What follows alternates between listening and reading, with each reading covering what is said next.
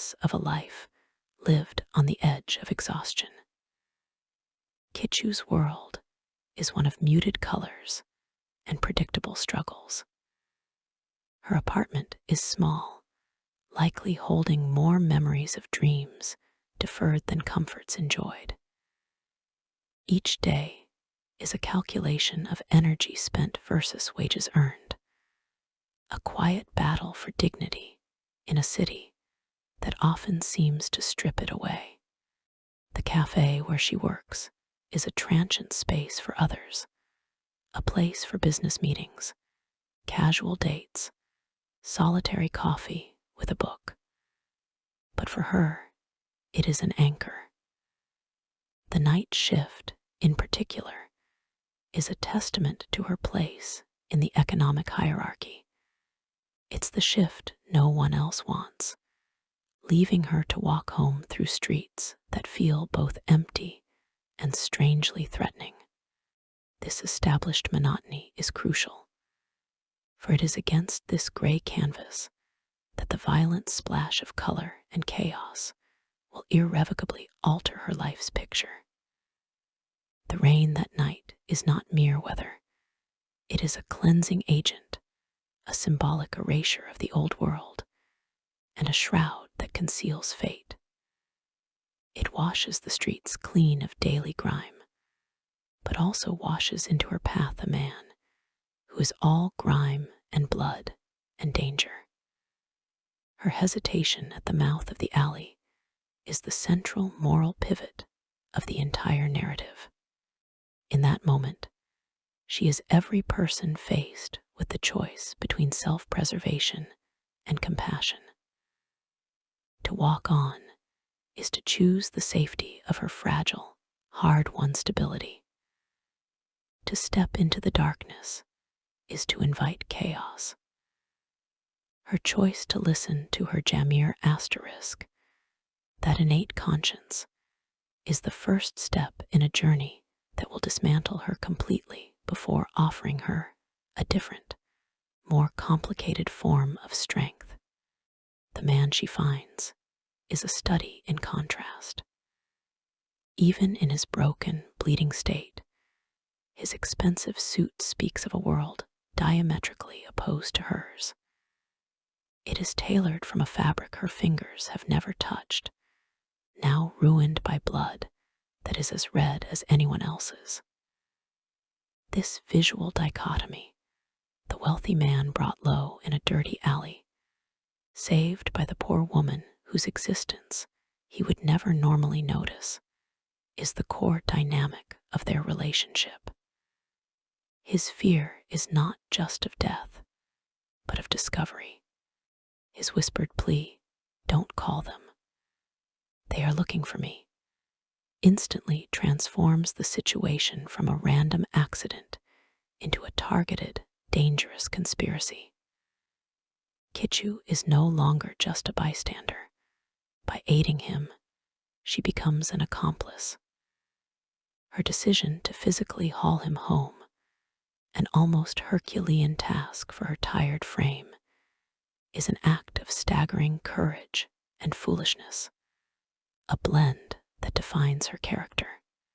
It is an act done not out of any expectation of reward, but from a fundamental refusal to let a human being die in the gutter. The journey to her apartment is a slow-motion nightmare, a stumble through a watery hell where rain, sweat, and blood mingle, erasing the boundaries between them. It is a primal, physical connection forged in struggle before a single word of real conversation is exchanged. The confines of her small apartment become a world unto themselves, a pressure cooker where two strangers are forced into unbearable intimacy. Her nursing of him is clumsy, devoid of professional skill, but fueled by a desperate determination. The act of cleaning his wound, of applying pressure, of seeing the vulnerability of his body, strips away the initial symbols of his wealth and power. He is just a man, hurting and afraid. For 2 weeks, this space exists outside of time and the social rules of the external world. He is Jiang Nanyan, a name that may or may not be true, a man of few words but observant eyes. She is Kichu, the woman who saved him, whose life is an open book of simple aspirations. Their conversations are tentative bridges built over a chasm of class and experience. He speaks in abstracts, business, art, the vast, impersonal machinery of high society, while she speaks in concretes. The smell of soil, the color of petals, the dream of a small shop with her name on the door. In these exchanges, they are not CEO and waitress. They are two souls sharing the quiet hours of the night. The attraction that grows is inevitable. It is born from proximity, from gratitude on his part, from a glimpse of a different, exciting world on hers, and from the raw, emotional intensity of their situation. Their night together is not portrayed as merely romantic, but as a culmination of this insulated intimacy, a moment where the outside world and its looming complications are held at bay. It feels like a beginning. His sudden departure is the first brutal reintroduction of reality. The card and number he leaves are tokens, but they feel insubstantial against the weight of what has transpired. The warning in his eyes, the unspoken "I'm sorry," hints at a complexity she cannot yet grasp. The subsequent weeks reveal the full extent of the betrayal. The dead phone line is a slap. The corporate denial of his existence is a deeper, more systemic cruelty. It tells her that the man she knew, the identity he shared with her, was a fiction. The ultimate devastation, however, is delivered through the cold, glowing screen of a television. Seeing him revealed as a scion of wealth, a fiancé to a woman of his own world, recontextualizes everything. Their time together is reduced, in the eyes of the world, and potentially in his, to a sordid secret, a fleeting indiscretion. The flower shop dream, shared in the soft light of her apartment, withers instantly in the harsh glare of this public reality. Her pregnancy, which should be a moment of profound, if complicated, joy, instead becomes a prison sentence. It is a permanent, living connection to a man who is a lie, to an experience that has been publicly invalidated. Kichu's decision to leave and raise the child alone is the most significant, transformative act of her life. It is an act of immense pride and profound protection. To tell him would be, in her mind, to invite a spectrum of terrible outcomes: rejection, a custody battle she could never win, a financial settlement that would feel like payment for services rendered, or worse, his forced, resentful presence in their lives. She chooses the clean, if agonizingly difficult, pain of a complete break over the messy, potentially humiliating entanglement of claiming a share of his life. She isn't just leaving the city, she is shedding her old identity, the woman who was naive enough to save a stranger and believe in the connection that followed. She becomes someone new, a mother first, last, and always. For 6 years, she builds a life around Shayu. The love for her daughter is real and all-consuming, but it It exists alongside a silent, guarded monument to the past. She doesn't speak of the father, but his absence is a ghost in every parent-teacher meeting, every childhood illness weathered alone, every question she deflects. Shayu grows into a bright, perceptive child, and her very existence is a testament to Kichu's strength and the love she still, somewhere, harbors for the man she knew. If not the CEO he turned out to be, the piece of this constructed life is shattered with a chilling simplicity in a jewelry store. The phoenix necklace is more than an accessory. It is a plot device of exquisite cruelty and symbolism. The phoenix, a mythical bird that rises from its own ashes, mirrors Kichu's own journey of rebuilding. That there were only two ever made creates an unbearable intimacy between her trinket, a private symbol of a lost love, and his public, presumably expensive, matching piece. It suggests an intention, a sentiment, on his part that contradicts the narrative of a mere fling. Did he commission them? Was hers a gift meant to be more? The initials confirm the connection beyond any doubt. For Kichu, the necklace is a key turning in a lock she thought she had thrown away. The past isn't just knocking, it's displayed under glass, glittering and undeniable.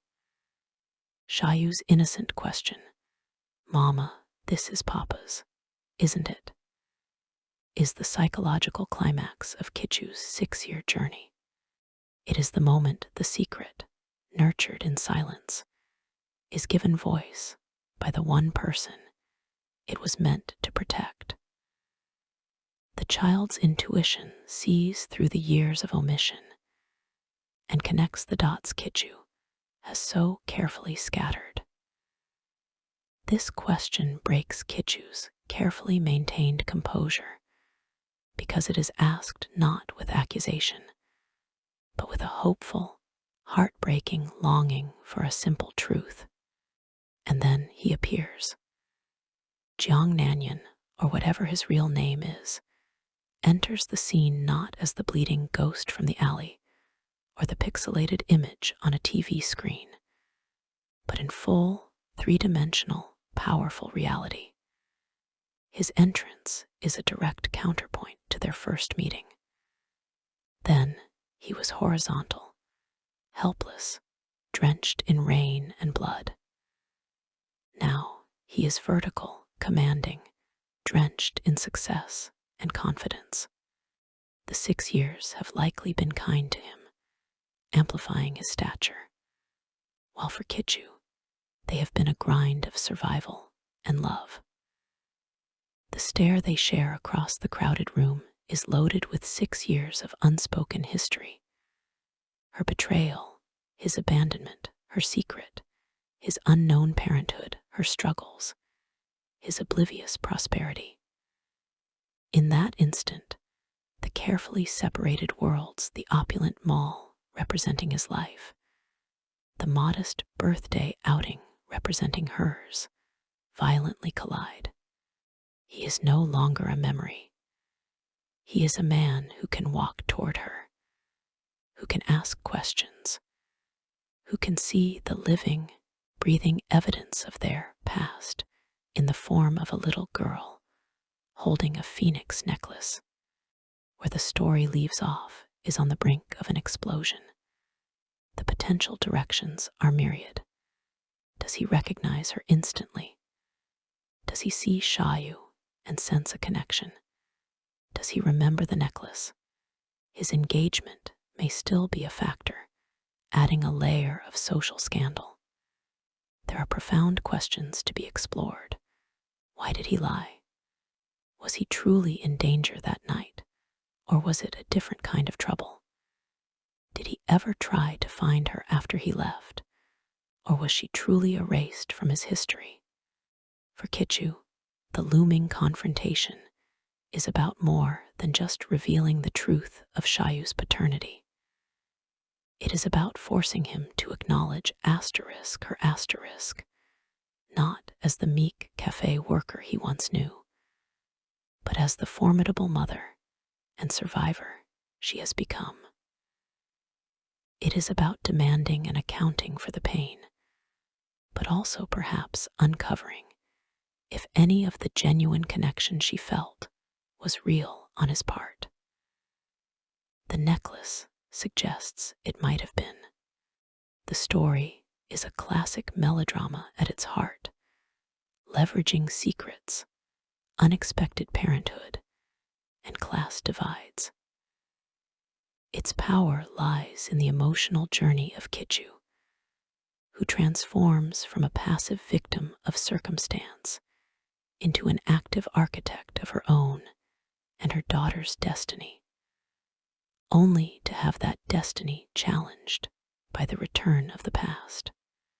It explores themes of motherhood as identity, the corrosive and protective nature of secrets, the enduring scars of betrayal, and the question of whether love built on half-truths can ever form a foundation for a future.